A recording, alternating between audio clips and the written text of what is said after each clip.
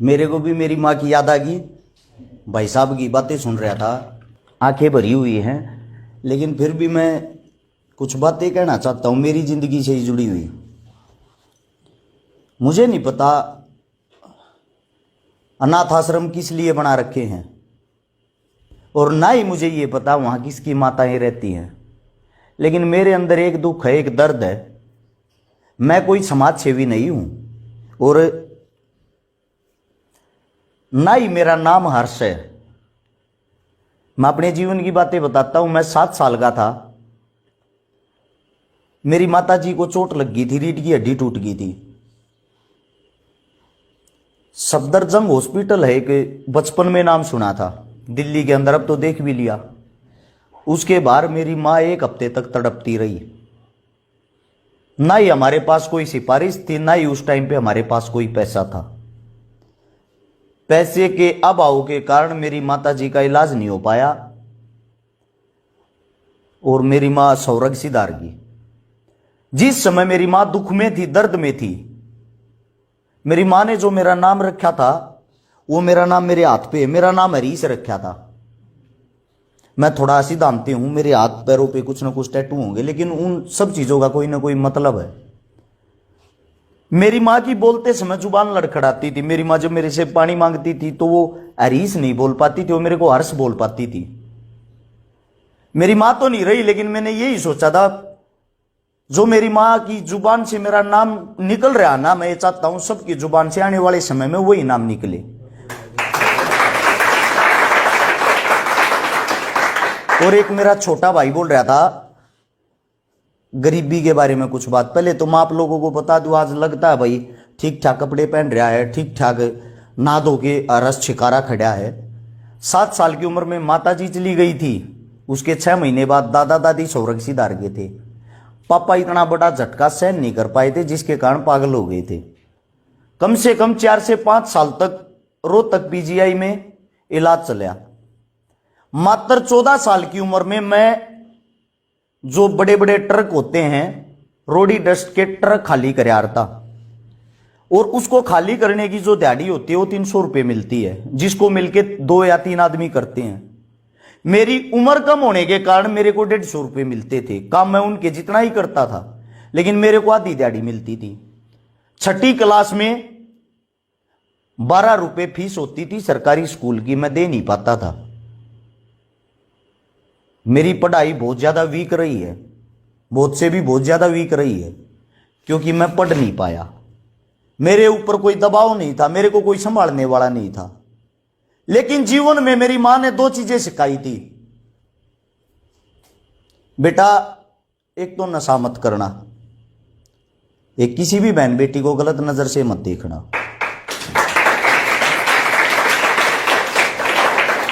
आज मेरी उम्र 32 साल हो गई है।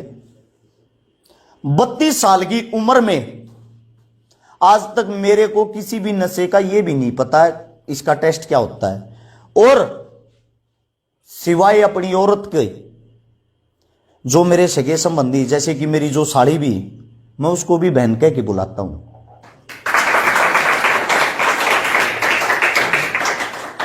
मैं कोई समाज सेवा नहीं कर रहा हूं, मैं मेरी मां के दुख का बदला ले रहा हूं। 20 करोड़ रुपए की नगद लोगों की मदद कर चुका हूं, गरीब आदमियों की।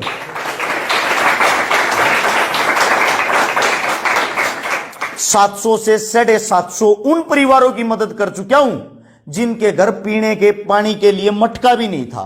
किसी का इलाज करवाया तो किसी का एडमिशन करवाया तो किसी का ऑपरेशन करवाया। 85 से 90 उन बहनों की शादी कर चुका हूं जिनके घर में ना मां है, ना भाई है, ना बहन है, ना ही उनको कोई संभालने वाला था। 14 से 15 उन बेटियों के बात भर चुका हूं जिनका भाई नहीं था। और आज के समय में अपने आप को भाग्यशाली समझता हूं। मैं किसी बड़े बाप की औलाद नहीं हूं, मैं इतने गरीब परिवार से हूं।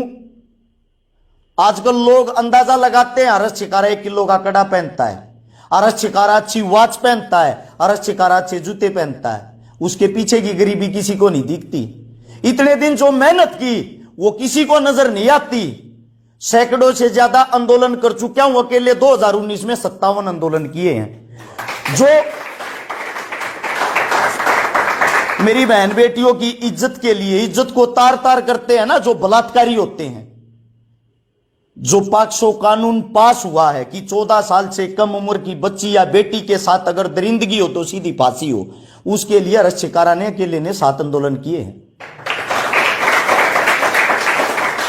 परमात्मा की दया से आज तक शरीर में कोई चोट नहीं लगी। अगर कोई चोट लगी है ना सिर्फ आंदोलनों में, और एक जगह से हाथ पैर कटे फटे टूटे हुए सिर्फ पुलिस वालों की लाठियों से और आंदोलन करते हुए चोटें लगी हैं। और आज भी कुछ मेरे साथी, कुछ मेरे भाई जो मंद बुद्धि होते हैं, जिनको कोई काम नहीं होता, जो भेड़ चाल चलते हैं, वे अपने घर सोशल मीडिया पे बैठ के एक बात कहते हैं, अरश शिकारा चोर है। लेकिन आज जो मेरा बाप, मेरा पिता, जिसकी मानसिक हालत सब कुछ ठीक है, जो मेरे साथ रहता, मेरा बाप सुबह उठते ही जब घर से बाहर निकलता उसको 20 आदमी राम राम करते ना, अरश शिकारा का पिता जा रहा। मेरा बाप एक बात कहता है, मेरा बेटा बब्बर शेर है।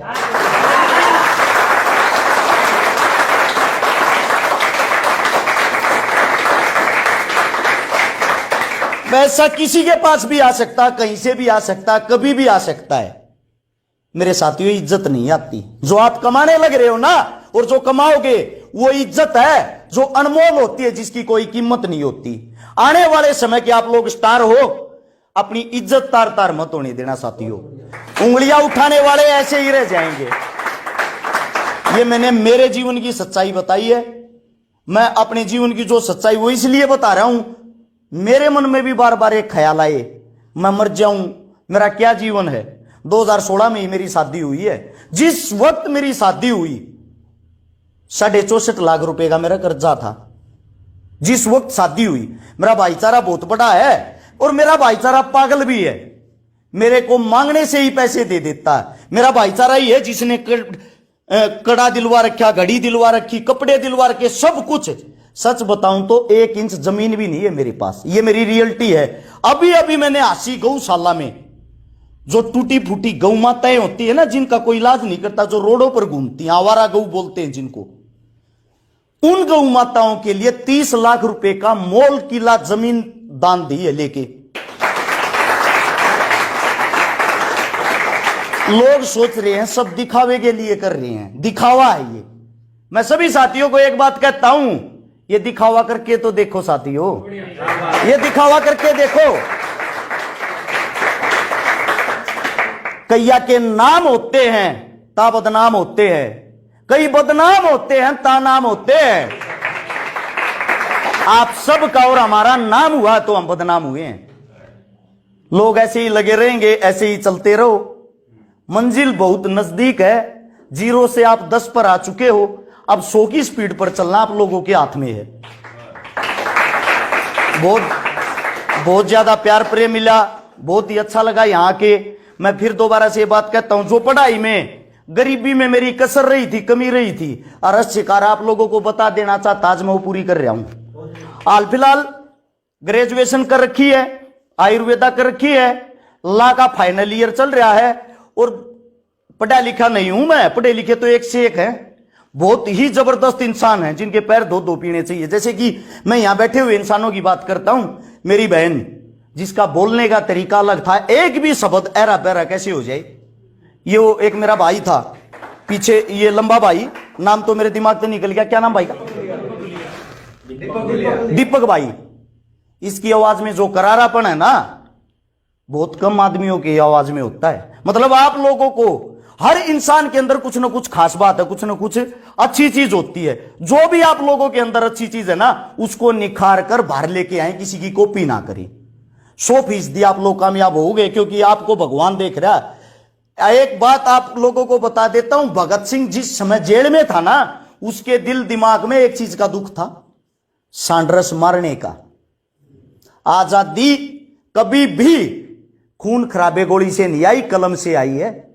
भगत सिंह ने जो जेल में बैठ के जो बातें लिखी हैं, जो अपने दिल दिमाग को खोल के लोगों को अपने विचार दिखाए हैं, आजादी उन चीजों से आई है। जो क्रांति आती है वो आप लोगों की कलमों से आती है। अपनी कलम को मत बिकने देना, अपनी कलम को मत टूटने देना।